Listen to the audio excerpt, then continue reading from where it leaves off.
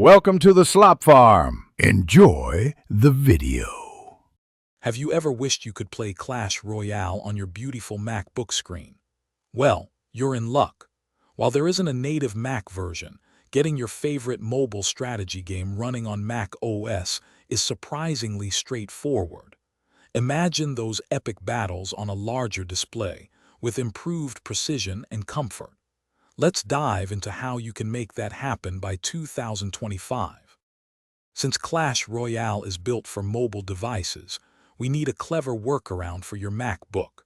That's where Android emulators come in. Think of them as virtual Android phones running right on your Mac. They allow you to download and play almost any Android game just as you would on a phone or tablet. BlueStacks and Nox Player are two excellent, well-established options that work beautifully. Getting started is straightforward. First, download your chosen emulator like BlueStacks directly from its official website for Mac OS. The installation process is simple, just follow the on-screen prompts. Once it's installed and launched, you'll sign in with your Google Play account. This step gives you full access to the Google Play Store, just like on any Android device, ready to download Clash Royale.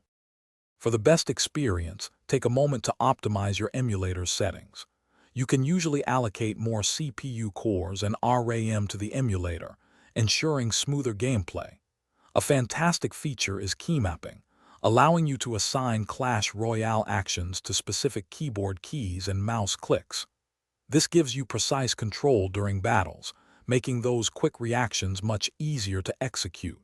It really elevates your game. And there you have it. By following these steps, you'll be enjoying Clash Royale on your MacBook in no time.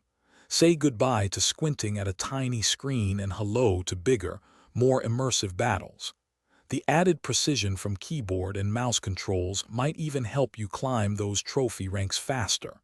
Get ready to conquer the arena in style, right from your MacBook.